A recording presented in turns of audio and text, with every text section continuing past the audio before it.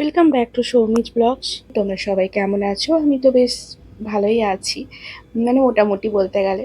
তো চলো আজকে রান্না কি হচ্ছে সেটা নিয়ে তোমাদের সাথে শেয়ার করেইছি কি করব, কিন্তু তাও একটু বলে দিই। তো আমি রাত্রিবেলা লোটে মাছ নিয়ে এসেছিলাম, তো সেটা পরিষ্কার করে রাখা আছে।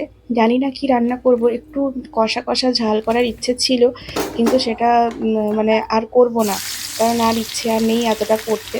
তো তাই জন্য ভাবলাম যে একটু পকোড়া মতো বানাবো, রেখে দেবো, কালকে ওটা বানাবো বাকিটা।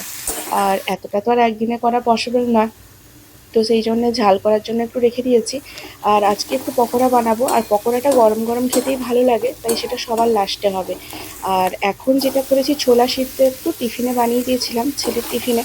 তো যেন এই ছোলা সিদ্ধের যে তরকারিটা, মানে ছোলা আর আলু দিয়ে যে মশলা দিয়ে করি, তো এটা এত ভালো লাগে, মানে ওরা সবাই বাচ্চাটা টিফিনে চায় যে যেন ওটাই পাই।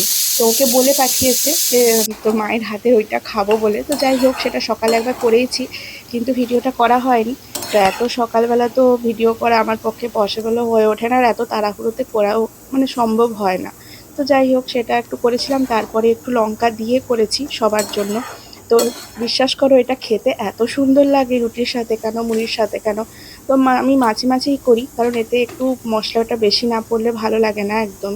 তো দেখো, ওটা কমপ্লিট করেছি, একটু রাতের জন্য থেকে যাবে, আর একটু ব্রেকফাস্টে যদি খাওয়া হয় তাই। আর এখানে দেখো, লোটে মাছটা সেদ্ধ করতে বসিয়ে দিয়েছি হালকা জলে। সেদ্ধ ঠিক হবে না, গরম জলে ফেলে রেখেছি, ওটা তো এমনিতেই নরম। আর এদিকে ডালটা ছুঁকে দিয়েছি, যেমন পেঁয়াজ রসুন দিয়ে ছুকি, কারণ যদিও মুগ ডাল, মুগ মুসুর মিশিয়েছি। তো একটু পেঁপে দিয়েছি আর আলু দিয়েছি 1 পিস বাস। আর আজকে কিছুই তেমন করিনি। আর রুটিটা তো আমাদের কম্পালসারি রাতের জন্য করে রাখি, এটা যদি ব্রেকফাস্টে একটু হয় খাওয়া তো ঠিক আছে, নাহলে রাতের জন্য থেকে যায়, কারণ রাতে আমার পক্ষে পসিবল হয় না তাই। আর সবার লাস্টে দেখো পকোড়া নিয়ে বসে গেছি। এই পকোড়া ভাজতে ভাজতে সবগুলোই চায় এদিক ওদিক করে খাওয়া হয়ে যাবে গরম গরম, তাই একদম লাস্টে ভাজলাম, মানে খাওয়ার আগে। তো এই পকোড়াটা খেতে এত ভালো লাগে, আর মাঝে মাঝে এত ইচ্ছে হয় যে এই পকোড়াটা খেতে।